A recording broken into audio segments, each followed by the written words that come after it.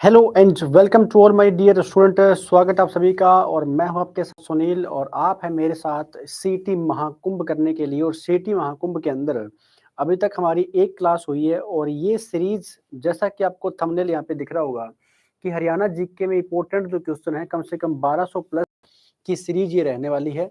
अभी तक आपा ने इसकी एक क्लास कंप्लीट की और एक क्लास के अंदर आपा ने कुछ क्वेश्चन इसके डिस्कस किए थे और ये वो वाले क्वेश्चन हैं जो मैं इंपॉर्टेंट क्वेश्चन है वही मैं इस सीरीज के अंदर लेकर के आ रहा हूँ। ऐसा नहीं है कि जो क्वेश्चन बार बार एग्जाम में पूछे गए हैं वही क्वेश्चन आप इसमें करते रहे। देखो हरियाणा जीके जो है ना ये अपने आप में एक महाकुंभ ही है। हरियाणा जीके को जितना ज्यादा पढ़ोगे उतना ही बढ़िया से कवर कर पाओगे और दिल्ली के नए नए क्वेश्चन अच्छे से पढ़ोगे तो किसी प्रकार कोई दिक्कत नहीं आएगी। तो अभी तक आपा ने इस सीरीज की एक क्लास को शुरू किया था और एक क्लास के अंदर मैंने वो कुछ क्वेश्चन करवा दिए थे। आज जो हमें क्वेश्चन शुरू करना है वो क्वेश्चन हमारा कहाँ से शुरू होगा, वो क्वेश्चन हमारा इस क्वेश्चन से शुरू होने जा रहा है। ठीक है ना। इसने आपसे पूछ रखा है, आपकी स्क्रीन के ऊपर आपको ये क्वेश्चन दिख रहा होगा। इसने पूछा है कि प्रसिद्ध एक चीनी यात्री था। ये पूछ रखा है, देखो नाम दे रखा है इसने, प्रसिद्ध यात्री हवेन सोंग जो है ये 17वीं शताब्दी। देखो यहाँ पर 17वीं शताब्दी नहीं आएगा, ये 17वीं शताब्दी की जगह है आपने यहाँ पे कर लेना है ये कौन सी शताब्दी आएगी। ये यहाँ पर 7वीं शताब्दी की बात हो रही है। ठीक है ना। ये कौन सी शताब्दी है, ये यहाँ पर 7वीं शताब्दी की बात हो रही है। यहाँ पर 17वीं जो शताब्दी है ये नहीं आएगा। ठीक है। अगर आपसे पूछ ले कि यह कौन सी शताब्दी की बात हो रही है तो आपने बता देना है ये अपने आप में यहाँ पर 17वीं शताब्दी की बात नहीं हो रही। कौन सी शताब्दी है तो 7वीं शताब्दी की बात हो रही है। ठीक है। कौन से क्वेश्चन की बात आप कर रहे हैं, ये 7वीं शताब्दी की बात यहाँ पर हो रही है। अब देखो प्रसिद्ध यात्री हवेन सोंग की बात ये कर रहा है। हवेन सोंग जो 7वीं शताब्दी में हरियाणा में बौद्ध धर्म सीखने आया था। अब देखो बौद्ध धर्म की बात भी हो रही है और बौद्ध धर्म सीखने आया था वह किस देश से था, ये लगभग आप सभी को पता होता है कि वह चाइना से आया था। यानी हवेन सोंग जो है ये अपने आप में कहाँ का यात्री था, ये चाइना का यात्री था और जो कहाँ पर आता है यह इंडिया के अंदर आया था। लेकिन बात यह है कि यह इंडिया में कब आया था, तो मैं आपको बता देता हूँ बात किसकी हो रही है। बात हो रही है हेन सोंग की। तो कुछ बातें अपन हेन सोंग के बारे में डिटेल के अंदर कवर करेंगे। अगर हेन सोंग की बात की जाए ना ये आया कब था तो ये कम से कम ये मान लीजिए आप यहाँ पर 629 एडी के अंदर आता है और 629 से 644 एडी तक जो है ना ये कहाँ पर रहा था, ये भारत के अंदर रहा था। ठीक है ना। इतने समय तक ये कहाँ पर रहा था, इतने समय तक यह भारत में रहा था। ठीक है, भारत में रहा था और भारत में रहते हुए इसी हवेन सोंग ने क्या काम किया था, एक पुस्तक की रचना भी की थी। उस पुस्तक का नाम क्या था, इस पुस्तक का नाम इसके द्वारा जो नाम रखा गया था ये काफी बार एग्जाम के अंदर पूछा गया है। पुस्तक का नाम था सी यू की। पुस्तक का नाम क्या रहेगा, सी यू की। ये वो पुस्तक है जो हवेन सोंग के द्वारा यहाँ पर लिखी गई है। और हवेन सोंग जो है ना यह हरियाणा में कब से कब तक रहा था, तो हवेन सोंग हरियाणा में एक स्थान पड़ता है कौन सा, थानेसर। यह थानेसर में कब से कब तक रहा था, तो थानेसर में 634 से लेकर के ना यह 644 तक रहा था। ठीक है ना। 634 एडी से लेकर के 644 एडी तक ये कहां पर रहा था, यह हरियाणा के थानेसर में रहा था। इस बुक में भी किसका वर्णन किया गया है, थानेसर का वर्णन जो है ना इसी बुक के अंदर मिलता है। अब ये हवेन सोंग जहां से आया था ना तो ये था अपने आप में एक चीनी यात्री। हवेन सोंग जो है ना ये अपने आप में एक चीनी यात्री था ये। और कहां से और कब आता है, तो यह हर्षवर्धन के टाइम पीरियड में भारत में आया था। ठीक है। अब कुछ बातें आप डिस्कस करते हैं कि 7वीं सदी की जब बात चल रही है ना तो यहां पर हम बात करेंगे किसकी, हर्षवर्धन की। हर्षवर्धन, ये हर्षवर्धन के समय में भारत में आया था। तो कुछ बातें हर्षवर्धन के बारे में अपन डिस्कस कर लेते हैं। हर्षवर्धन जो है ना ये वर्धन वंश का सबसे शक्तिशाली शासक था। वर्धन वंश का, वर्धन वंश का सबसे शक्तिशाली शासक, सबसे शक्तिशाली शासक अगर कोई रहा, सबसे शक्तिशाली शासक अगर आपसे पूछ लिया जाए तो आपने क्या बताना है, वो था हवेन सोंग, सॉरी हर्षवर्धन। और हर्षवर्धन ने अपने समय में कौन कौन सी पुस्तकों की रचना की है, एक तो इसने प्रियदर्शिका पुस्तक की रचना की थी, प्रियदर्शिका, ये एग्जाम में काफी पूछी गई है। एक थी नागानंदम, और नागानंदम क्या है, ये एक नाटक है जो किसके द्वारा लिखा गया है, जो ये हर्षवर्धन के टाइम में लिखा गया है, नागानंदम। और एक कौन सी रहेगी, रत्नावली, ठीक है ना, रत्नावली। ये तीन रचनाएं ऐसी है जो हर्षवर्धन ने अपने टाइम में इनको लिखा है। तो प्रियदर्शिका, नागानंदम और कौन सी हो जाएगी, रत्नावली, ये इनके बारे में यहाँ पर याद रखना। अगर हम बात करें कि हर्षवर्धन जो है ना, इसने अपनी जो राजधानी है वो कौन सी थी, थानेसर। तो हर्षवर्धन ने अपने टाइम पीरियड में दूसरी राजधानी किसको बनाया था। देखो जब एक क्वेश्चन आता है ना तो आप बहुत सारे क्वेश्चन करके चलते हैं। तो इसने अपनी दूसरी राजधानी बनाया था कन्नौज को। किसको बनाया था, कन्नौज को इसने अपनी दूसरी कैपिटल बनाया था। और ये कन्नौज कहां पर पड़ता है, ये यूपी के अंदर एक स्थान पड़ता है, ठीक है। पीछे क्वेश्चन ये पूछ सकता है कि जो हर्षवर्धन है इनके पिता का नाम क्या था, इनके पिता का नाम था प्रभाकर वर्धन ठीक है। और प्रभाकर वर्धन की शादी होती है यशोमती से। तो प्रभाकर वर्धन और यशोमती, इनकी तीन संतानें थी। एक का नाम था हर्षवर्धन, एक का नाम था कौन सा, राज्यवर्धन, और एक का नाम था राज्यश्री। राज्यश्री की जो शादी होती है ना, वो होती है एक गिरि वर्मा के साथ, जो कहाँ है था, कन्नौज का।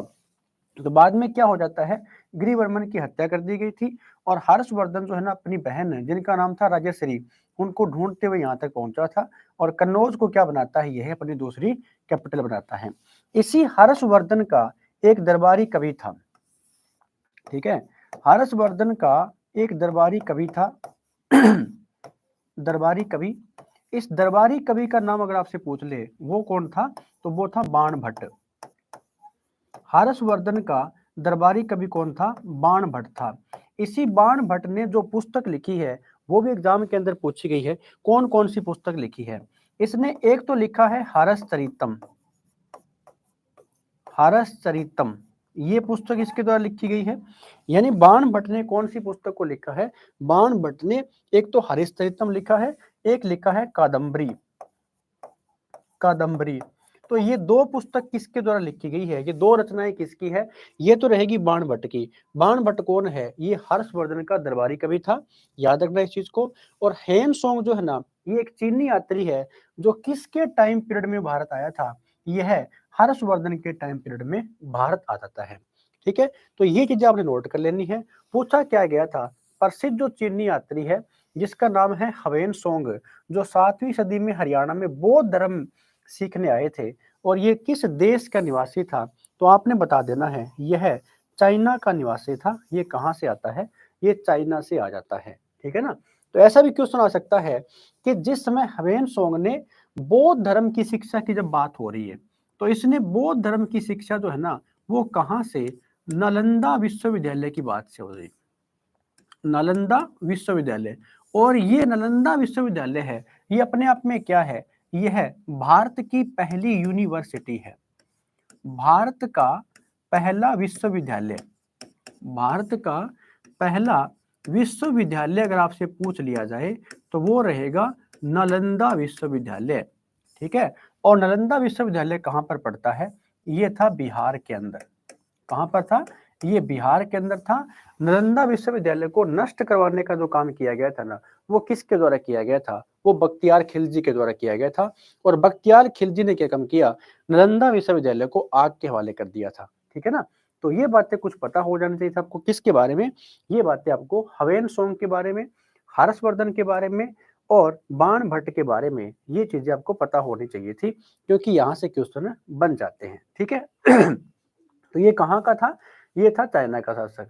तो स्टूडेंट्स मैं आपको यही बात बोलना चाहूंगा, ये जो हमारी सीरीज चल रही है, एक तो आपको बाइलिंगुअल क्वेश्चन यहाँ पर मिल रहे हैं, ठीक है ना। बाइलिंगुअल का मतलब ये हुआ कि अगर आपको इंग्लिश में पढ़ना है तो आप इंग्लिश के अंदर पढ़िए, हिंदी के अंदर पढ़ना है तो आप हिंदी के अंदर पढ़िए। और ये वो सीरीज चल रही है, यानी ऐसा नहीं है कि अपन ने ऐसे ही क्वेश्चन बना दिए और एक टाइम पास सा करवा दिया, नहीं। इस सीरीज के माध्यम से आपको हरियाणा जीके के अंदर बहुत बड़ी हेल्प यहाँ से मिलने वाली है। बस कंटिन्यू रखना इस सीरीज को, और जितना हो सके आपके जो भी साथी इस क्लास को देख रहे हैं, या आप इस क्लास को अपने दोस्तों तक पहुंचाने का काम करें, ठीक है। अगर कोई साथी इस चैनल के ऊपर नया है तो वह लाइक एंड सब्सक्राइब भी कर लिया करो। आगे बढ़े फिर, अगला क्वेश्चन क्या पूछा है, बलिदान की जो मूर्ति है ना, ये हरियाणा के किस स्थान पर मिली है? अब देखो, हरियाणा के अंदर जो मूर्ति कला है ना, वहां से भी कोई ना कोई क्वेश्चन पक्का बन जाता है। अब इसने आपसे पूछा है कि जो बलराम की मूर्ति है, ये हरियाणा के किस स्थान से प्राप्त हुई है? जब भी मूर्ति की बात आती है ना, तो ਆਪਾਂ कुछ बातें डिस्कस कर लेते हैं। देखिए, जो बलराम की मूर्ति है, ये हरियाणा के कौन से स्थान से प्राप्त हुई है? पहले तो आपको ये पता हो, ये हुई है अस्थल बोहर से। और अस्थल बोहर कहाँ पर पड़ता है? ये आपका पड़ता है रोहतक के अंदर, ठीक है ना।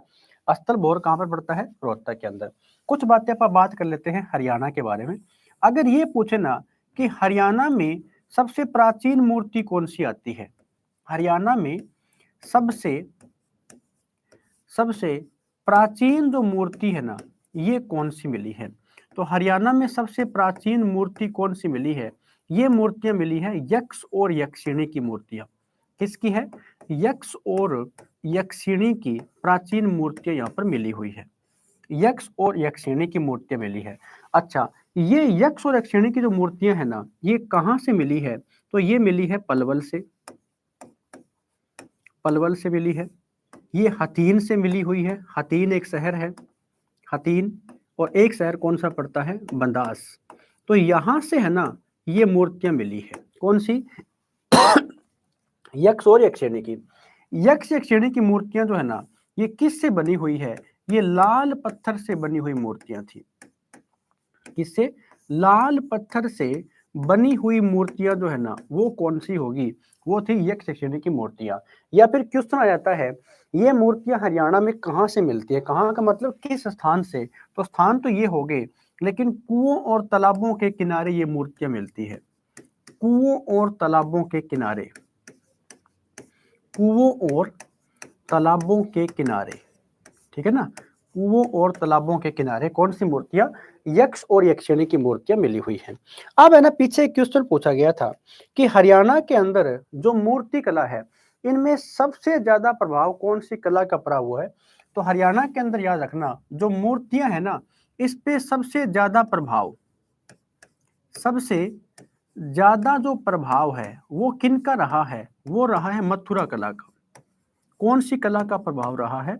मथुरा कला का जो है ना, यहाँ पर ज्यादा प्रस्ताव रहा हुआ है। मथुरा कला,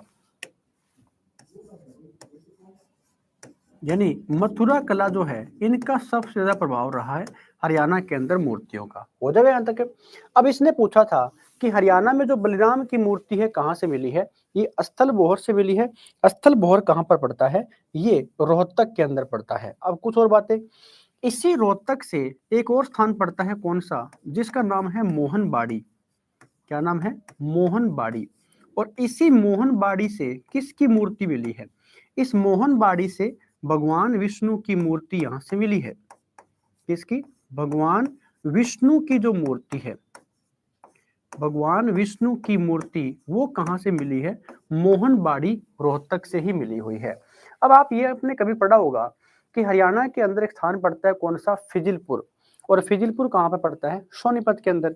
वहां से भी क्या मिली है? भगवान विष्णु की मूर्ति मिली है। और ये भी क्या है? भगवान विष्णु की मूर्ति है। लेकिन अगर ऐसे क्वेश्चन आ जाए, जैसे ये नाम दे रखा है ना सोनीपत, सोनीपत के अंदर एक स्थान ऐसा पड़ता है, सोनीपत है ना, इसमें एक स्थान है, कौन सा? उसका नाम है फिजिलपुर। फिजिलपुर। और इस फिजिलपुर, फिजिलपुर से पता है क्या मिला हुआ है? यहां से भगवान विष्णु की मूर्ति मिली है। लेकिन क्वेश्चन कैसे आएगा? शेष शैया पर लेटे, शेष शैया पर लेटे, शेष शैया पर लेटे भगवान विष्णु की मूर्ति, भगवान विष्णु की मूर्ति, भगवान विष्णु की जो मूर्ति है ना, ये कहां से मिली है? तो ये आपने बता देनी है, ये फिजिलपुर सोनीपत से मिली हुई है। देखो, कंफ्यूज तो नहीं हो गए यहाँ पे? दोनों क्वेश्चन अलग अलग है। कौन कौन से? भगवान विष्णु की मूर्ति कहां से मिली है? मोहनबाड़ी से। और मोहनबाड़ी कहां पर है? रोहतक के अंदर। लेकिन ये तो सीधा क्वेश्चन आ गया। अगर क्वेश्चन ऐसे आ जाए, शेष शैया पर लेटे भगवान विष्णु की मूर्ति कहां से मिली है, फिर आपने बता देना है वो मिली फिजिलपुर से। और फिजिलपुर कहां पर पड़ता है? ये सोनीपत के अंदर पड़ता है, ठीक है। और ये भिवानी के अंदर एक स्थान पड़ता है, कौन सा? औरंगाबाद। यहाँ से भी काफी सारी मूर्तियां मिली हुई है। तो याद रखना, बलराम की मूर्ति पूछे तो हरियाणा के अंदर कहाँ से मिली है? बलराम की जो मूर्ति है हरियाणा के अंदर, ये अस्थल बोहर से मिली है। और अस्थल बोहर एक स्थान पड़ता है जो कहाँ पर रहने वाला है? ये रोहतक के अंदर रहता है, याद रखना इसको, ठीक है। औरंगाबाद कहाँ पर पड़ता है? भिवानी के अंदर पड़ता है। और ये बरवाड़ा कहाँ पर पड़ता है? तो हिसार के अंदर पड़ता है, याद रखना। तो ये चीजें है ना, आपसे कोई भी एग्जाम के अंदर पूछ लेगा, खास करके हरियाणा में जो मूर्ति कला है इसके बारे में कोई भी क्वेश्चन बन जाएगा। तो खास करके तो अपन ने ये बातें पढ़ी है कि यक्ष और यक्षिणी की जो मूर्तियां है ना, ये पलवल, हथीन, बंदास से मिली है, लाल पत्थर से बनी हुई है। और इनके ऊपर सबसे ज्यादा प्रभाव किस कला का रहा है? तो मथुरा कला का जो है ना, सबसे ज्यादा क्या रहा है यहाँ पर? प्रभाव रहा है। तो ये चीजें आपने नोट कर लेनी है। आगे बढ़े पर इस क्वेश्चन का ऑप्शन कौन सा हो जाएगा? ऑप्शन नंबर ए जो है ना, ये हमारा करेक्ट है, अस्थल बोहर। अगले क्वेश्चन में पूछा है कि प्रसिद्ध धार्मिक ग्रंथ जिसका नाम है महाभारत, हरियाणा के किस जिले में लिखा गया है? अब देखो, महाभारत को लेकर के हरियाणा में की सीटी के अंदर एक क्वेश्चन बने ही बनेगा, क्योंकि महाभारत से कम 15 से लेकर के 20 क्वेश्चन बनते हैं। तो उनमें से कोई ना कोई क्वेश्चन आपसे जरूर पूछेगा। या तो पूछ लेगा कि महाभारत किसने लिखी है, महाभारत कहाँ पर लिखी गई है, महाभारत का जो युद्ध हुआ है इसके बारे में क्वेश्चन बन जाएंगे। तो अपन डिस्कस कर ले थोड़ा सा। जब जब किसी भी धार्मिक ग्रंथ की बात हो जाती है तो धार्मिक ग्रंथ में से नाम किसका आ रहा है? महाभारत का नाम आ रहा है। तो आपको अच्छी प्रकार से पता है कि महाभारत जो है ना, इसकी रचना किसके द्वारा की गई है? महाभारत की रचना महर्षि वेदव्यास के द्वारा की गई है। किसके द्वारा हुई है? महर्षि वेदव्यास के द्वारा इसकी रचना हुई है, ठीक है। वेदव्यास ने की थी। लेकिन एक क्वेश्चन ये भी आता है कि महाभारत में जो लेखन कार्य किया था ना, ये किसके द्वारा किया गया था? महाभारत में जो लेखन कार्य किया है ये गणेश जी के द्वारा किया गया था, ठीक है ना। किसके द्वारा? गणेश जी ने किया था, ठीक है। अगर पूछे कि कौन सी नदी थी, तो सरस्वती नदी के किनारे, सरस्वती नदी के किनारे, सरस्वती नदी के किनारे, ठीक है। इसके अलावा महाभारत में हरियाणा को क्या कहा गया है? ये वाला क्वेश्चन है आपका कल जो हमारी क्लास हुई थी उसमें आप कंप्लीट कर चुके हैं। क्योंकि देखो, महाभारत के युद्ध को लेकर के कोई भी क्वेश्चन पूछ लेगा, याद कर लेना अच्छे से। अब ये कह रहा है कि महाभारत हरियाणा के किस जिले में लिखा गया था? तो महाभारत हरियाणा के, ये बात बच्चे बच्चे को पता है कि कहाँ पर? कुरुक्षेत्र डिस्ट्रिक्ट के अंदर लिखी गई थी, ठीक है ना। क्योंकि यहीं पर क्या हुआ था? महाभारत का युद्ध हुआ था। यहीं पर क्या होता है? महाभारत का युद्ध होता है। महाभारत का जो युद्ध है ये कहां पर हुआ था? इसी स्थान पे जो लड़ा गया था, कुरुक्षेत्र के स्थान पर। बाकी बातें आप डिस्कस कर चुके हैं तो बार बार रिपीट करने की जरूरत नहीं है। भी जैसे महाभारत का जो युद्ध है ये कितने दिन तक चला था? यह 18 दिन तक चला था, ठीक है। ये बात आप डिस्कस कर चुके हैं। इसी महाभारत के युद्ध में या इसी कुरुक्षेत्र में एक स्थान कौन सा पड़ता है? ज्योतिसर, ज्योतिसर। और इसी ज्योतिसर में जो भगवान श्री कृष्ण थे अपने, जो अपने कान्हा जी थे ना, भगवान श्री कृष्ण, तो भगवान श्री कृष्ण ने क्या काम किया था? गीता का उपदेश दिया था, ठीक है ना। गीता का उपदेश दिया था, गीता का उपदेश। और ये गीता का उपदेश जो है किसको दिया गया था? यह अर्जुन को दिया गया था। तो ये सारे के सारे क्वेश्चन है पूछे गए हैं और भी पूछ सकता है, ठीक है। यह कौन से सरोवर है? तो ज्योतिसर सरोवर। अगर पूछ ले कि कौन से वृक्ष के नीचे, तो यह वट वृक्ष के नीचे दिया गया था, ठीक है ना। वट वृक्ष के नीचे एक यहाँ पर क्या दिया गया है? गीता का उपदेश दिया गया है भगवान श्री कृष्ण के द्वारा। किसको? अर्जुन को दिया गया था, ठीक है। अब कुछ बातें अन्य डिस्ट्रिक्ट के बारे में, जैसे एक ऑप्शन दे रखा है कौन सा? हिसार। तो हिसार की बात करोगे ना यहाँ पर, तो हिसार का प्राचीन नाम क्या था? हिसार ए फिरोजा, हिसार ए फिरोजा। और ये जो हिसार ए फिरोजा है ये किसकी बसाया हुआ है? ये फिरोज शाह तुगलक। तो मैं लिख रहा हूं यहाँ पर FST, फिरोज शाह तुगलक ने इसको बसाया था। फिरोज शाह तुगलक ने इसको बसाया था। तो कब बसाया था इसको बसाया था उसने 1354 ईस्वी के अंदर, 1354 54 ईस्वी के अंदर। सोनीपत जो है ना, इसका प्राचीन नाम पीछे एग्जाम के अंदर पूछा गया था तो प्राचीन नाम क्या था इसका, वो नाम रहेगा स्वर्णप्रस्थ। स्वर्णप्रस्थ ये किसका था, सोनीपत का नाम था। और करनाल जो है ना, इसको बोलते हैं हरियाणा का पेरिस, या फिर जो धान का कटोरा है, ये हरियाणा में किस स्थान को बोलते हैं, ये करनाल को ही तो बोला जाता है, ठीक है ना। इसके अलावा देखिए, अब बात यहाँ पर जब फिरोज शाह तुगलक की हो रही है, तो फिरोज शाह तुगलक ने हरियाणा के एक तो फतेहाबाद को और एक हिसार को बसाया था, सिरसा के अंदर हरनी खेड़ा को बसाया था, और एक फिरोजाबाद को बसाया था, ठीक है। तो महाभारत की बात हो रही है, और महाभारत अपने आप में क्या है, विश्व का सबसे बड़ा महाकाव्य भी है, ठीक है। ये क्या है, विश्व का सबसे बड़ा महाकाव्य, विश्व का सबसे बड़ा महाकाव्य, विश्व का सबसे बड़ा महाकाव्य कौन सा है, तो सबसे बड़ा महाकाव्य है महाभारत ही, ठीक है। ये चीजें आपने अच्छी प्रकार से नोट कर लेनी है। अब ये महाभारत क्या है, ग्रंथ है। इसके अलावा अगर आपसे पूछ ले कि बताइए रामायण की रचना किसके द्वारा की गई है, रामायण, तो रामायण जो है ना, ये महर्षि वाल्मीकि के द्वारा लिखी गई है। तो सारे अपने याद करने पड़ेंगे ना, महर्षि जो वाल्मीकि हुए हैं, महर्षि वाल्मीकि के द्वारा कौन सी पुस्तक लिखी गई है, रामायण को लिखा गया है। ऐसे आपको याद कर लेना है, जैसे अष्टाध्यायी है, तो यहां से भी काफी क्वेश्चन बन जाते हैं। अष्टाध्यायी की रचना किसके द्वारा की गई है, तो अष्टाध्यायी की रचना वो पाणिनि के द्वारा की गई है, ठीक है। और ये अष्टाध्यायी जो है ना, ये एकमात्र ऐसी पुस्तक है जिसमें सबसे ज्यादा जानकारी अगर हमें हरियाणा के बारे में चाहिए ना, वो कौन सी पुस्तक के अंदर मिलती है, वो अष्टाध्यायी के अंदर जिक्र किया गया है। तो हो जाएगा स्टूडेंट्स यहाँ तक, यानी इस क्वेश्चन का ऑप्शन कौन सा रहेगा, ऑप्शन नंबर डी है, कुरुक्षेत्र जो है ना, ये हमारा यहाँ पर बिल्कुल करेक्ट आंसर रहने वाला है। आगे बढ़े फिर, देखिए अगला जो क्वेश्चन इसने क्या पूछा है, सीसवाल संस्कृति की प्रसिद्ध स्थल राखीगढ़ी हरियाणा के किस जिले में स्थित है। सीसवाल संस्कृति की प्रसिद्ध स्थल राखीगढ़ी की बात यहाँ पे हो रही है, तो बहुत ही अच्छा क्वेश्चन आप इसको डिस्कस करेंगे। ये देखो, ये प्राचीन जो हड़प्पा स्थल है उसकी बातें भी हो रही है, और ये पूछा गया कि प्रसिद्ध स्थल जिसका नाम क्या है, राखीगढ़ी। राखीगढ़ी हरियाणा के किस जिले में स्थित है, तो मैं आपको बता देता हूँ। राखीगढ़ी वर्तमान में जो हरियाणा का डिस्ट्रिक्ट है कौन सा, हिसार के अंदर स्थित रहती है। कहां पर है, हिसार के अंदर स्थित रहती है राखीगढ़ी।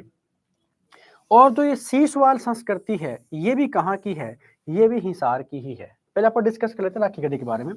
राखीगढ़ी से क्या क्या क्वेश्चन आ जाते हैं, देखो राखीगढ़ी कहां पर है, तो हरियाणा के हिसार के अंदर। एक तो क्वेश्चन ये पूछा गया था पीछे कि 4500 वर्ष पुरानी सभ्यता, 4500 वर्ष पुरानी सभ्यता, पुरानी सभ्यता के प्रमाण कहाँ से मिले हैं, तो ये आपने बता देना है, ये राखीगढ़ी से मिले हैं। इसी राखीगढ़ी से 5000 वर्ष पुराने जो प्रमाण है ना, वो मिले हैं। 5000 पुरानी जो सभ्यता के प्रमाण हैं, ये भी कहाँ से मिले हैं, राखीगढ़ी से ही मिले हैं, ठीक है। इसी राखीगढ़ी से जो गेहूं के साक्ष्य है, गेहूं तथा जौ के साक्ष्य, गेहूं तथा जौ के साक्ष्य हरियाणा में कहां से मिले हैं, ये राखीगढ़ी से ही मिले हुए हैं, ठीक है ना, राखीगढ़ी से ही मिले हुए हैं। इसी राखीगढ़ी से क्या मिला हुआ है, इसी राखीगढ़ी से एक नर और मादा कंकाल मिला हुआ है। क्या मिला हुआ है, नर और मादा का कंकाल, नर मादा का जो कंकाल है, ये कहां से मिला है, ये राखीगढ़ी से जो मिला हुआ है, ठीक है। तो राखीगढ़ी वर्तमान में कहां पर है, ये हरियाणा के हिसार डिस्ट्रिक्ट के अंदर पड़ती है। इसके अलावा ये बात कर रहा है सीसवाल संस्कृति की। देखो सीसवाल संस्कृति जो है ना, ये एक तो थी चेतांग नदी के किनारे, चेतांग नदी के किनारे, चेतांग नदी पर, ठीक है। और यहाँ पर ये सीसवाल संस्कृति कहाँ की बात हो रही है, तो ये भी हिसार के अंदर है, हिसार में पड़ती है ये, ठीक है।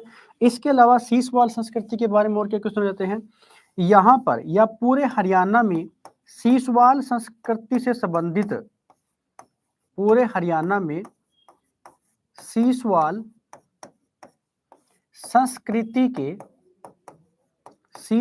संस्कृति के कुल कितने स्थान मिले हैं? सीसवाल संस्कृति के कुल कितने स्थान मिले हैं? तो आपने बता देना है 29 स्थान टोटल मिले हैं। कितने मिले हैं? 29 स्थान जो है ना, ये पूरे की पूरी सीसवाल संस्कृति के यहां से मिले हुए हैं।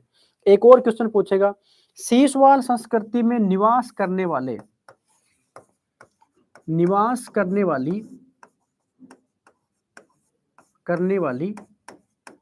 जाति के जो लोग थे ना, वो कौन सी जाति के थे? ये क्वेश्चन पीछे पूछा गया था।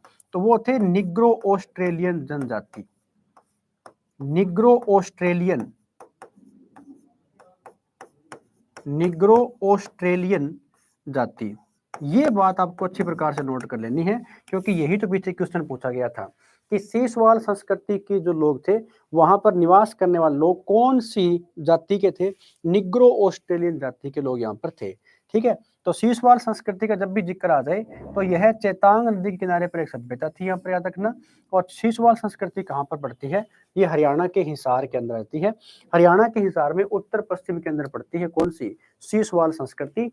और ये कौन सी नदी किनारे है? चेतांग नदी किनारे पड़ती थी उसमें। ठीक है, और राखी गढ़ी जो एक स्थल है, ये हरियाणा के कौन से डिस्ट्रिक्ट के अंदर पड़ता है? तो राखी गढ़ी जो है ना, ये हरियाणा के हिसार के अंदर पड़ता है। इसके अलावा देखो, राखी गढ़ी के अलावा आपसे पूछ सकता है, एक और स्थान है बनावली। तो बनावली कहाँ पर पड़ता है? ये पड़ता है फतेहाबाद के अंदर। पता है कैसे क्वेश्चन आएगा? पूर्वी हड़प्पा की राजधानी अगर आपसे पूछ ली जाए तो वो कौन सी रहेगी? राखी गढ़ी। पूर्वी हड़प्पा की राजधानी कौन सी थी? तो पूर्वी हड़प्पा की राजधानी भी राखी गढ़ी ही रहने वाली है। ये आपको अच्छी प्रकार से यहाँ पे नोट कर लेना है, हो जाएगा यहाँ पे। ठीक है, इसके अलावा देखो सिरसा है, तो सिरसा के बारे में आप अच्छी प्रकार से पढ़ चुके हैं। एक तो पूछ सकता है कि सिरसा हरियाणा का डिस्ट्रिक्ट कब बना था? तो सिरसा बनता है 1 सितंबर को। 1 सितंबर 1975 के अंदर बना था ये। इस समय बना है, तो ये हरियाणा का कौन सा डिस्ट्रिक्ट बना है आपको पता होना चाहिए। सिरसा के बारे में अकेला डिस्ट्रिक्ट बना है। तो सिरसा एकमात्र ऐसा डिस्ट्रिक्ट है जो इमरजेंसी के टाइम पीरियड में बना था। इमरजेंसी का मतलब होता है कि भारत में तीसरा राष्ट्रीय आपातकाल चल रहा था, तो अपना सिरसा बनता है। कुरुक्षेत्र कब बनता है? तो 23 जनवरी 1973 को बना था। 23 जनवरी 1973 को कुरुक्षेत्र बनता है। ठीक है, ये सारी की सारी बातें आपको अच्छी प्रकार से पता होनी चाहिए। सोनीपत कब बनता है? तो 22 दिसंबर 1972 को बनता है। 22 दिसंबर 1972 को हरियाणा में 2 डिस्ट्रिक्ट बनते हैं, एक का नाम था भिवानी और एक का नाम क्या रहेगा? सोनीपत। तो साथ के साथ आपने ये चीजें भी नोट कर लेनी है, कौन सा डिस्ट्रिक्ट हरियाणा में कब बना था, हो जाएगा। तो हिसार ए फिरोजा, ये नाम किसने रखा था? ये फिरोज शाह तुगलक की देन थी। तो सीसवाल संस्कृति भी कहाँ पर रहेगी? हिसार के अंदर। और राखी गढ़ी हरियाणा के कौन से स्थान पे है? ये भी हिसार के अंदर रहने वाला है। आगे बढ़े फिर, चलिए। हरियाणा में योध्य वंश के सिक्के किस स्थान से खोजे गए हैं? अब ये एक अच्छा क्वेश्चन है। हरियाणा के अंदर इसने पूछ रखा है योध्य वंश के जो सिक्के हैं। अब देखो, सिक्कों को लेकर के बहुत सारे क्वेश्चन हरियाणा के अंदर बन जाते हैं। ठीक है ना, कौन कौन से सिक्के कहाँ से प्राप्त हुए हैं, या किस कालीन के सिक्के कहाँ से प्राप्त हुए हैं, जिसमें नाम जोड़ता है एक तो खोखरा कोट का। खोखरा कोट कहाँ पर पड़ता है? रोहतक के अंदर पड़ता है। ठीक है ना, एक नाम जोड़ता है किसका? सोनीपत का। जैसे हर्षवर्धन कालीन हरियाणा में ताम्र के सिक्के थे, वो कहाँ से मिले हैं? तो सोनीपत से मिले हैं। लेकिन अभी बात अगर योद्धे की आ रही है ना, योद्धे वंश की, तो आपको नोट कर लेना है, योद्धे वंश के जितने भी सिक्कों की बात हो जाए, तो योद्धे वंश के सिक्के किस स्थान से खोजे गए हैं? तो वो खोजे गए हैं कहाँ से? वो सोनीपत से खोजे गए हैं। कौन सा स्थान हो जाएगा? सोनीपत जो है ना, वो इसका ऑप्शन यहाँ पे करेक्ट रहने वाला है। ठीक है, सोनीपत क्या रहेगा? इसका ऑप्शन बिल्कुल करेक्ट रहने वाला है। किसका? इन सिक्कों के बाद जब भी आ जाए। ठीक है, इसके अलावा एक स्थान कौन सा पड़ता है? वो पड़ता है खोखरा कोट। कौन सा पड़ता है? खोखरा कोट पड़ता है। और खोखरा कोट जो है ना, ये पड़ता है रोहतक के अंदर। खोखरा कोट कहाँ पर पड़ता है? रोहतक के अंदर मिलता है। तो यहाँ से भी सिक्के प्राप्त हुए थे खोखरा कोट से, और यहाँ पर सिक्के कौन से प्राप्त हुए हैं? ये योध्या वंश की बात यहाँ पे हो रही है, और योध्या वंश के सिक्के हमेशा कहाँ से मिले थे? सोनीपत के अंदर मिले हैं। ठीक है, तो खोखरा कोट कहाँ पर रहेगा? रोहतक के अंदर रहेगा। एक खरखोदा पड़ता है वो सोनीपत के अंदर रहेगा, याद रखना, तो वो खरखोदा आ जाएगा यहाँ पर। भिवानी जो है हरियाणा का डिस्ट्रिक्ट कब बना था, बता करके आया हूँ, 22 दिसंबर 1972 को बनता है। 22 दिसंबर 1972 को एक सोनीपत बनता है। एक कौन सा डिस्ट्रिक्ट बना था? एक बना था यहाँ पर भिवानी। ठीक है, तो चाहे सिक्कों की बात कर रहा हूँ यहाँ पर, चाहे हरियाणा के अंदर वेशभूषा की बात कर रहा हूँ, या हरियाणा में मूर्ति कला की बात कर रहा हूँ, तो यहाँ से कोई ना कोई क्वेश्चन एग्जाम के अंदर जरूर बनता है। तो आपने अच्छी प्रकार से नोट कर लेने हैं कि कौन से टाइप के सिक्के कहाँ से प्राप्त हुए हैं, या फिर कौन से टाइप की मूर्ति कहाँ से प्राप्त हुई है। ठीक है, जैसे अपन डिस्कस करके आए हैं मूर्तियों को लेकर के, तो कोई भी क्वेश्चन बन जाएगा। यहाँ से आगे बढ़े, पर इस क्वेश्चन के अंदर इतने पढ़ेंगे, क्योंकि देखो जिस क्वेश्चन को हमें डिटेल के अंदर पढ़ने की जरूरत है वो क्वेश्चन मैं डिटेल के अंदर ही लेकर के जाऊंगा। ऐसी बात नहीं है कि आप एक क्वेश्चन और इसको आगे टिक किए और आगे बढ़ गए। ठीक है, हाँ, तो ये जो क्वेश्चन है, इस क्वेश्चन का ऑप्शन कौन सा हो जाएगा? इसका ऑप्शन रहेगा ऑप्शन नंबर बी। आगे बढ़ते हैं, और अगला जो क्वेश्चन है वो क्या कहता है देख लेते हैं अपन। गुर्जर प्रतिहार काल के शिलालेख हरियाणा में कहां से प्राप्त हुए हैं? अब गुर्जर प्रतिहार काल की जो शिलालेख है ये हरियाणा में कहां से प्राप्त हुए हैं, ये वाला क्वेश्चन आपसे पूछा गया है। ठीक है ना, गुर्जर प्रतिहार काल के जब भी सिक्कों की बात यहां पर हो जाए, ठीक है, गुर्जर और प्रतिहार काल के सिक्कों की बात हो रही है, तो इसने पूछा है कि हरियाणा के कौन से स्थान से प्राप्त हुए हैं। जितने भी स्टूडेंट्स इस क्लास को देख रहे हैं, एक बार सभी से निवेदन यही है कि आपके जो भी साथी अगर वो हरियाणा में सीईटी की तैयारी कर रहे हैं, तो आप इस क्लास को उन तक पहुंचाने का काम करें, और जितना हो सके इस क्लास को शेयर कर दो, ताकि कुछ और बच्चे क्लास के अंदर आ सके। ठीक है, अगर जो भी साथी चैनल के ऊपर नया है वो चैनल को सब्सक्राइब करके बेल आइकन जरूर दबा लें, ताकि जो सीईटी महाकुंभ की सीरीज है ये आप तक डेली पहुंचती रहे। अब ये बात कर रहा है यहाँ पर गुर्जर और प्रतिहार काल के शिलालेख की। कौन से क्या? गुर्जर प्रतिहार काल के जो शिलालेख है ये कहां से प्राप्त हुए हैं, ये वाली बात ये कर रहा है। तो इसका जो ऑप्शन रहेगा ना, वो फर्स्ट ऑप्शन हमारा करेक्ट है। इसका ऑप्शन रहेगा पेहुआ। पेहुआ क्या रहने वाला है? पेहुआ हमारा फर्स्ट एक्शन रहने वाला है। ठीक है, जब भी बात हो रही है शिलालेख की, तो अशोक कालीन जो शिलालेख है वो पूछता है, या फिर गुजरी स्तंभ की बात यहाँ पे हो जाती है, अपन डिस्कस कर लेते हैं। पेहुआ जो है ना, ये कहां पर एक पड़ता है स्थान है? तो पिहोवा पड़ता है कुरुक्षेत्र के अंदर। पिहोवा कहां पर है? पिहोवा पड़ता है कुरुक्षेत्र के अंदर, कुरुक्षेत्र में है। इसी पिहोवा को क्या बोलते हैं? इसे हरियाणा का गया कहा जाता है। इसे क्या बोलते हैं? हरियाणा का गया किसको बोलते हैं? तो हरियाणा का जो गया है ना, ये इसी पिहोवा को कहा जाता है। क्यों कहा जाता है, एक बात और भी है। ठीक है, यही वो स्थान है जो किसी टाइम में, इसका जो प्राचीन नाम है ये भी पीछे पूछा गया था, तो आपने बता देना है पिहोवा का जो प्राचीन नाम है, प्राचीन नाम ये क्या था? ये था पृथुदक। प्राचीन नाम क्या था? पृथुदक हुआ करता था, और ये अपने आप में क्या था? घोड़ों का व्यापारिक केंद्र था। घोड़ों का व्यापारिक केंद्र था ये। घोड़ों का व्यापारिक केंद्र कौन सा रहा है? वो हमेशा पिहोवा को ही माना गया है, और पिहोवा का प्राचीन नाम क्या रहेगा?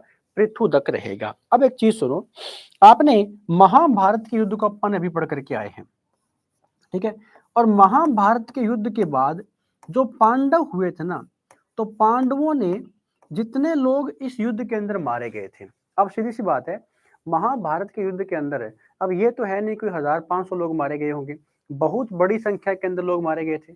और महाभारत के युद्ध में जितने लोग मारे गए थे उनकी, यानी मारे गए लोगों की, महाभारत के युद्ध में मारे गए लोगों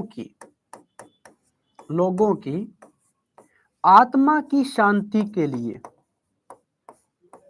आत्मा की शांति के लिए, आत्मा की शांति के लिए यहां पर पिंडदान किया था। तो पांडवों ने क्या काम किया था? पांडवों ने यहां पर पिंडदान करवाया था, पिंडदान करवाया था। अब देखो, आपको मैं एक और क्वेश्चन देता हूं अगर आपसे ये वाली बात पूछ ले, वो क्या पूछेगा कि बताइए पांडवों ने अपने पूर्वजों का पिंडदान कहां पर किया था। देखो क्वेश्चन है कंफ्यूज करने वाला, कहीं आप कंफ्यूज होता हो। अगर सीधा क्वेश्चन आ रहा है ना कि पांडवों ने अपने पूर्वजों का पिंडदान कहां पर किया था, अपने पूर्वजों का पिंडदान इन्होंने कहां पर किया था, पूर्वजों का पिंडदान इन्होंने कहां पर किया था, तो आपने बता देना है वो किया गया था पांडु पिंडारा के अंदर। कहां पर? पांडु पिंडारा के अंदर किया गया था। और ये पांडु पिंडारा जो एक स्थान पड़ता है ना, ये पड़ता है जींद के अंदर। ये कहां पर पड़ता है? ये जींद के अंदर पड़ता है।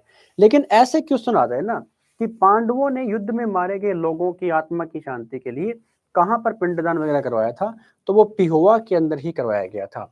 और पिहोवा कहां पर पड़ता है? ये कुरुक्षेत्र के अंदर है। और इसे क्या बोलते हैं? इसे हरियाणा का गया कहा जाता है। ठीक है, अब ये गया का मतलब क्या है? गया एक स्थान पड़ता है बिहार के अंदर। ये जो गया है ना, गया एक स्थान है कहां पर? बिहार का। ये बिहार का एक स्थान है जिसका नाम है गया। ठीक है, इसीलिए वहां पर जो इसको अपने आप में इसका जो महत्व बिहार के अंदर है, वैसे ही गया जैसा महत्व अपने हरियाणा में किसका है? वो है पिहोवा का। तो पिहोवा कहाँ पे पड़ता है? कुरुक्षेत्र के अंदर पड़ता है। अब कुछ बातें यहाँ पर और ऑप्शन के ऊपर हो जाएगी। जैसे एक ऑप्शन दे रखा है अग्रोहा। अग्रोहा कहाँ पर पड़ता है? ये पड़ता है हिसार के अंदर। कहां पर है? हिसार के अंदर है।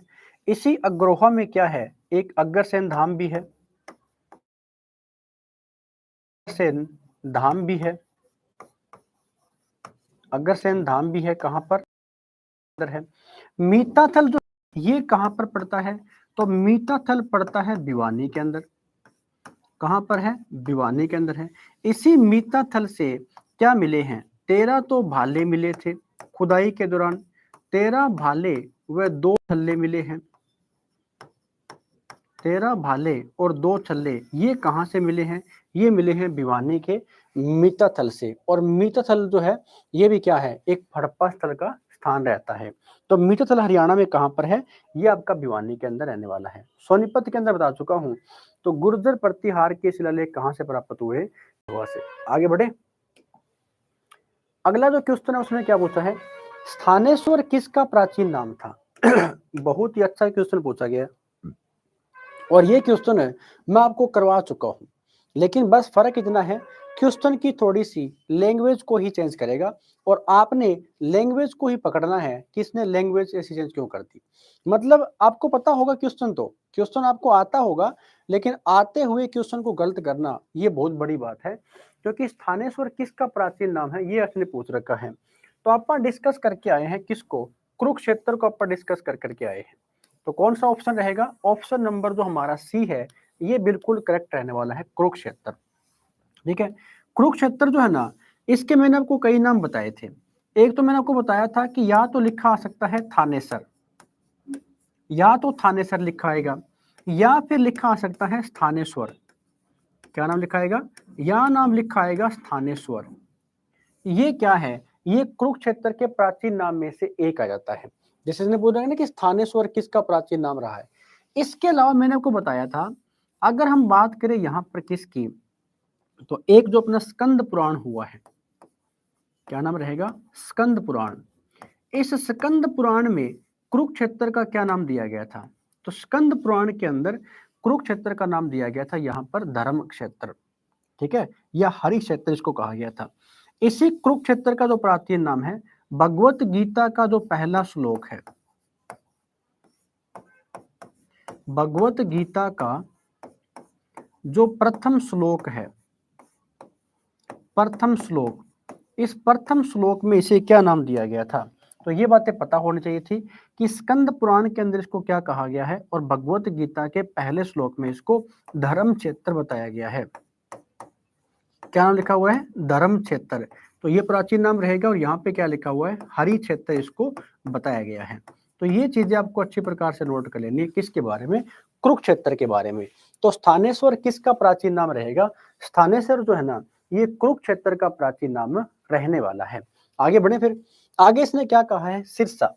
अब देखो सिरसा का भी कोई प्राचीन नाम रहा है क्या? तो सिरसा का जो प्राचीन नाम हुआ करते थे ना, उनमें से एक नाम है सिरिसिका। सिरिसिका या फिर सेरिसक्कम, यह क्या नाम आ जाएगा? सेरिसक्कम। सिरिस्का या सेरिसक्कम, ये किसका प्राचीन नाम है? ये सिरसा के प्राचीन नाम हुआ करते थे। ये बात हमें कहाँ से पता लगी? ये बात हमें पता लगी थी अष्टाध्यायी से। अष्टाध्यायी, और अष्टाध्यायी की रचना किसने की है? मैं काफी बार आपको करवा चुका हूं, ये पाणिनि के द्वारा इसकी रचना की गई है। ठीक है ना? ये बात हमें कहां से पता लगी थी? सिरिस्का की अष्टाध्यायी से। इसका नेक्स्ट नाम अगर अपन देखें कि जो सोनीपत है, इसका प्राचीन नाम क्या था? तो स्वर्णप्रस्थ इसका प्राचीन नाम हुआ करता था, स्वर्णप्रस्थ। और ये स्वर्णप्रस्थ किसका नाम रहेगा? ठीक है। करनाल है, तो करनाल को क्या बोलते हैं? एक तो इसे हरियाणा का पेरिस कहा जाता है। हरियाणा का पेरिस किसको बोलते हैं? करनाल को बोलते हैं। इसी करनाल को बोलते हैं धान का कटोरा। धान का कटोरा किसे कहा जाता है? तो धान का कटोरा भी करनाल को ही कहा जाता है। ठीक है ना? तो सिरसा के बारे में पूछे तो सिरिस्का या सेरिस्कम इसका प्राचीन नाम रहेगा। सोनीपत का प्राचीन नाम क्या था? तो स्वर्णप्रस्थ हुआ करता था। कुरुक्षेत्र का प्राचीन नाम क्या था? ये कुरुक्षेत्र के प्राचीन नाम यहाँ पे हुआ करते थे। और करनाल का प्राचीन नाम वैसे तो नहीं है, लेकिन उपनाम क्या क्या है? हरियाणा का पेरिस या सिकंद धान का कटोरा किसको बोलते हैं? ये करनाल को ही कहा जाता है। यानी हरियाणा के अंदर अभी जो हमारी सरकार चल रही है, तो मैं आपको एक बात और कहना चाहूंगा कि बहुत सारे शहरों के नाम हरियाणा सरकार ने चेंज किए हैं। ठीक है, जैसे आपने कमेंट करके बताना है कि बताइए एक स्थान का नाम था, एक गांव का नाम था मुस्तफाबाद। मुस्तफाबाद, ये मुस्तफाबाद गांव जो है ना, ये पड़ता था यमुनानगर के अंदर। ठीक है, ये कहाँ का गांव था? ये था यमुनानगर का। तो आपने कमेंट करके बताना है कि इसका नया नाम जो है ना वो क्या किया गया है। जैसे आपने बताना है कि एक गांव का नाम था खिजराबाद। खिजराबाद, और ये खिजराबाद भी कहाँ का स्थान है? यमुनानगर का। इसका भी नाम चेंज करके क्या किया गया है, ये आपने कमेंट करके बता देने हैं। जैसे सिरसा के अंदर एक गांव है जिसका नाम रहता है कुत्ताबड़। कुत्ताबड़, और ये कुत्ताबड़ जो है ना, इसका नाम चेंज करके क्या कर दिया गया है, ये आपने बता देना है। यानी बहुत सारे शहरों के नाम यहाँ पे चेंज किए गए हैं। एक गांव पड़ता है जिस गांव का नाम था गंदा गांव। गंदा गांव, इस गंदा गांव का नाम चेंज करके क्या किया गया है, ये सारे क्वेश्चन आपने कमेंट करके बताने हैं।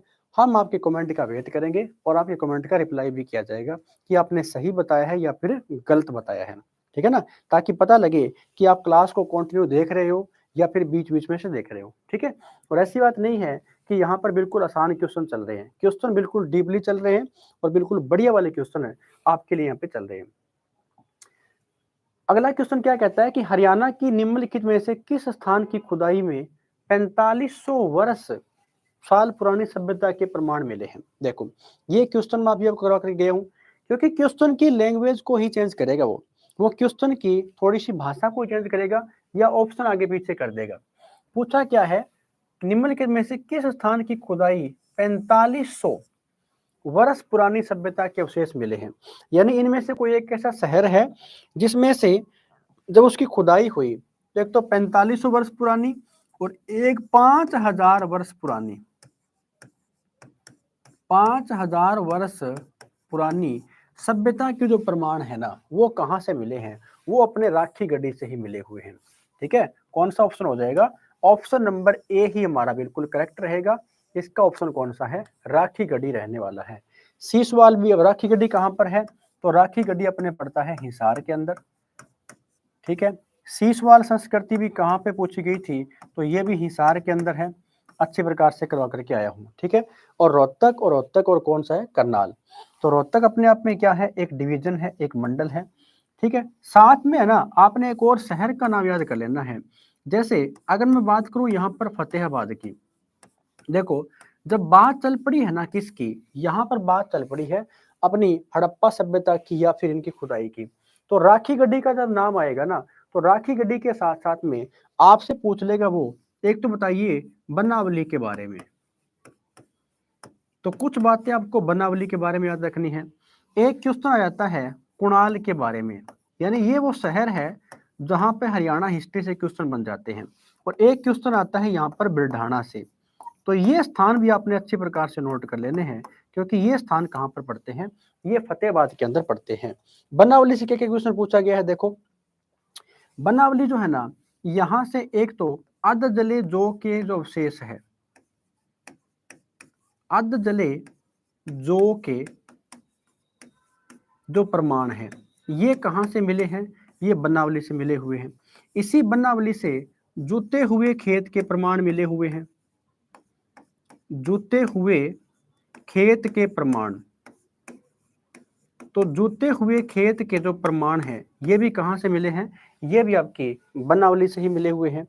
अब खेतों की जब बात यहाँ पे हो रही है, तो एक और क्वेश्चन पूछ लेगा आपसे, बैलगाड़ी के पहिए के निशान कहां से मिले हैं, बैलगाड़ी के पहिए के निशान। तो बैलगाड़ी के पहिए के जो निशान है ना, ये भी इस बनावली से ही मिले हुए हैं। ठीक है, मिट्टी से बना हल का जो खिलौना है, मिट्टी से बना हल का खिलौना, हल का खिलौना, ये कहां से मिला है, तो ये इसी बनावली से मिला हुआ है। यानी बनावली से इतने सारे क्वेश्चन आपके एग्जाम के अंदर बन जाएंगे यहाँ पर। और क्या पूछेगा, कुणाल, कुणाल से पूछा गया है कि जो रीगल क्राउन है, रीगल क्राउन, और रीगल क्राउन का मतलब पता है क्या होता है, इसको बोलते हैं राजा का मुकुट। राजा का मुकुट ये हरियाणा में कहां से मिला है, ये आपने बताना है कुणाल से। और कुणाल शहर कहां पर पड़ता है, ये फतेहाबाद के अंदर पड़ता है। बिरढाणा जो है ना, ये है हरियाणा में सबसे प्राचीनतम शहर। हड़प्पा सभ्यता का सबसे प्राचीनतम शहर हरियाणा के अंदर कौन सा है, वो रहने वाला है बिरढाणा। तो चाहे वो बिरढाणा के बारे में पूछ ले, चाहे वो कुणाल के बारे में पूछ ले, चाहे बनावली के बारे में पूछ ले, तीनों के तीनों स्थान कहाँ पर पड़ते हैं, ये फतेहाबाद के अंदर पड़ते हैं। अब स्टूडेंट कई बार कंफ्यूज पता है कहाँ पर होगा, बनावली को तो हिसार में कर देगा, राखी गढ़ी को फतेहाबाद में कर देगा, ऐसे नहीं है। तो राखी गढ़ी पूछे तो वो आएगी हिसार के अंदर, और बनावली पूछे ना वो कहाँ पर है, वो फतेहाबाद के अंदर रहेगी। ठीक है, अब हालांकि बनावली जो है ना, ये किसी टाइम में कहाँ पर था, ये हिसार के अंदर था, लेकिन जब हिसार से डिस्ट्रिक्ट अलग हो गया कौन सा, फतेहाबाद, तो अब ये किसके अंदर आ गया, ये आ गया फतेहाबाद के अंदर। ठीक है ना, तो ये वाली बातें आपको अच्छी प्रकार से नोट कर लेनी है। इस क्वेश्चन का ऑप्शन क्या रहेगा, ऑप्शन नंबर जो हमारा यहाँ पर ए है वो बिल्कुल करेक्ट रहने वाला है। ठीक है, तो ये हमारा ऑप्शन बिल्कुल करेक्ट रहेगा यहाँ पर, राखी गढ़ी। तो उम्मीद करता हूँ कि स्टूडेंट्स आज का जो सेशन है ये आपको बिल्कुल बढ़िया प्रकार समझ में आया होगा। ये जो हमारी क्लास है ये डेली आपको 10 बजे यहाँ पर बिल्कुल मिल जाया करेगी। डेली 10 बजे क्लास हमारी होती है और क्लास को अपलोड हम कर देते हैं। बस आपका काम इतना ही है कि आपने इस क्लास को डेली देखना है और कंटिन्यू बने रहना है। सेशन कैसा रहा कमेंट करके जरूर बताएं, और जितना हो सके इस क्लास को शेयर करते रहिए। अगर कोई भी साथी चैनल के ऊपर नया है तो लाइक एंड सब्सक्राइब जरूर करें। मिलते हैं कल इसी टाइम इसी क्लास के अंदर कुछ और ऐसे ही बेहतरीन क्वेश्चन के साथ। तब तक अपनी तैयारी को बिल्कुल बढ़िया से करते रहिए। ठीक है स्टूडेंट्स, तो जय हिंद जय भारत।